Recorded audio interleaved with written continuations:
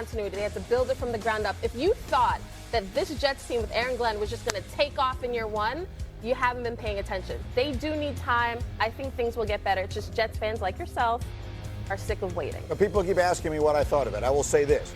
If the Jets had arrived for that game in one team bus and that team bus had gotten lost and not ever made it to the stadium, the game would have been exactly as competitive as this game was. They didn't compete at all. They were never in the game. They played. They continue to commit stupid penalties. They give away opportunities like crazy. The offense that looked creative and interesting week 2 looked absolutely lifeless. They came out flat in a huge home win, a huge home game against a division opponent. That game was alarming. It was much worse than just being a small step back. But like I told you on Countdown, the Bills came in there. Their objective was, this is a gritty team. We have to give them no hope. We have to start fast, and that's what the Bills did. Well, they did that. No question about that. All right, let's move on. Anik, 0-2 Texans. Hope or no? I absolutely hope for that team. I understand that the offensive line is not going to be fixed anytime soon, but the way that Nico Collins was playing in that game gives me some hope. But it's really about the defense for this team. That defense is incredibly ferocious. They're going to keep them in games. They're going to win a number of games because of it. The only issues that they had in that game on Monday night were with making tackles and penalties. I think they're going to consistently make tackles, and I think they're going to reduce the penalties. I think this team has hope in that division. Peter. The defense is incredible. And if you watch week 1 against the Rams, they absolutely muzzled that offensive unit too. The issue might be the offensive line. I also say the run game. Joe Mixon, obviously, it's a couple of years. It hasn't been there this year, and now you've got Chubb that you're trying to get back going. The rushing game has been absolutely invisible, and that makes you wonder about C.J. Stroud now in year 3. Can he get them to rise above? I agree, there's hope. The defense is the reason why. The offense, I do have concerns. They've lost close games against 2 really good teams to start the season. Lewis, we're going to do the Bears here. Let me get right to the sound, because we'll talk about the Bears here. They're 0-2, but in the interest of time, I want to get right to the sound from Ben Johnson, their head coach, because all the talk is about the quarterback, Caleb Williams. Ben Johnson says he has seen growth. Cindy, let's hear from the coach. I did see significant growth. It's not perfect yet. There's still a number of plays where our eyes aren't quite in the right position, or we're holding on to the ball just a tick longer than what we're coaching. I did think he got better from week 1 to week 2. I'm encouraged by what I saw, and I'm hopeful that we'll continue to see another leap here this week. All right, so there's so much conversating to be done around Caleb Williams. But Dominique asked an excellent question in our meeting this morning, and I will ask it to the two of you guys who played and watch it.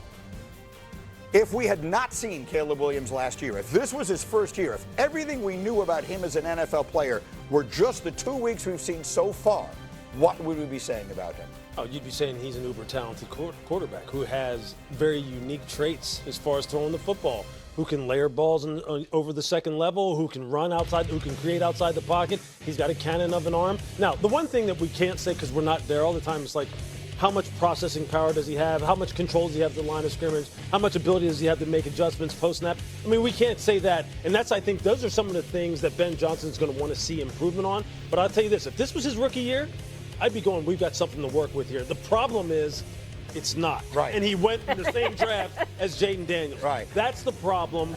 And that's why now we color every single thing about this young man against what happened a year ago. Yeah, there's a lot of stories around him. There's a lot of information out there that I think colors the way that we feel about it. If we just look at the film from the first 2 weeks, I would say, oh, this kid's a rookie.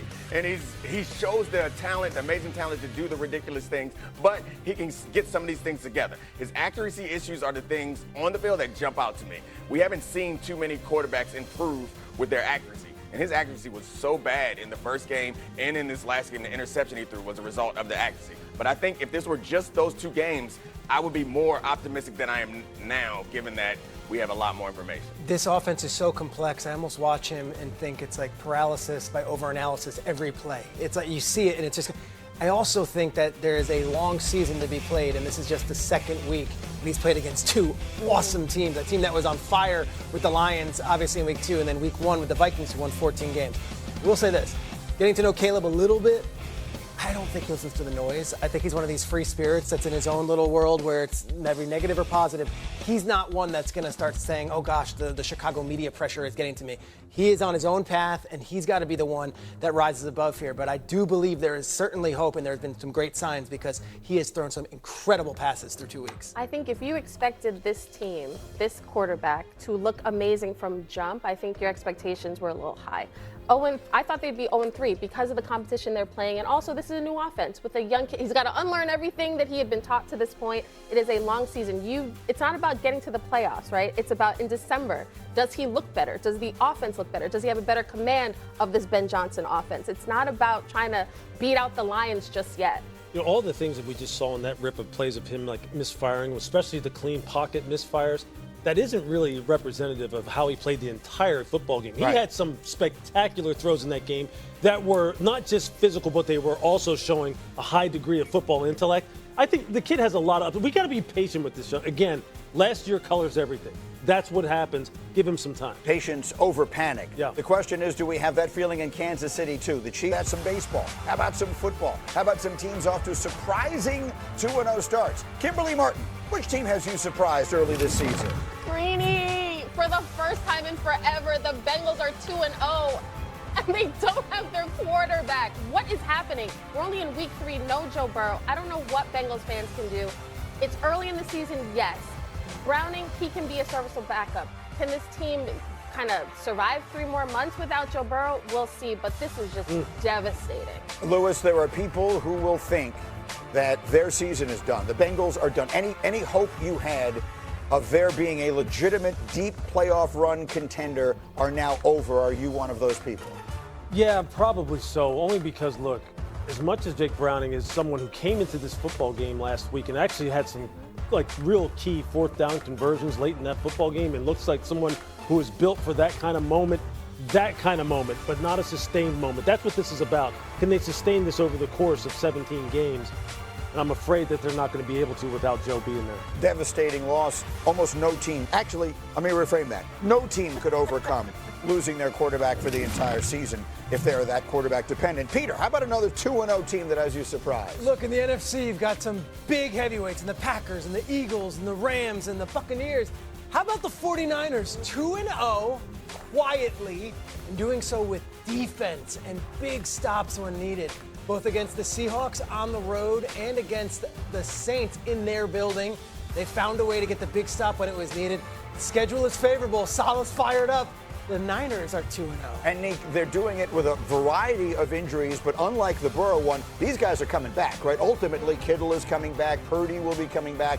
So they're doing it without some of their best players who will return. And I think the conversation, as Peter alluded to, for them this season is a lot about them having an easy schedule. But all teams are going to have to find a way to win some of those close games that go either way. They got a couple of those wins in the first couple of weeks. Those games could have easily gone the other direction. So when they get their players back and they hit their stride at the right time, this could be a team that a lot of people liked before the season that turns out to be going back to during the offseason, ESPN bet so high on the 49ers. Maybe they had this thing right. Lewis, give me another 2-0 team that has you surprised. Yeah, it's got to be the Indianapolis Colts. Look, you have to be surprised at what Daniel Jones is doing. When you're talking about this offense being the 4th best scoring offense, his QBR, his total QBR being top 10.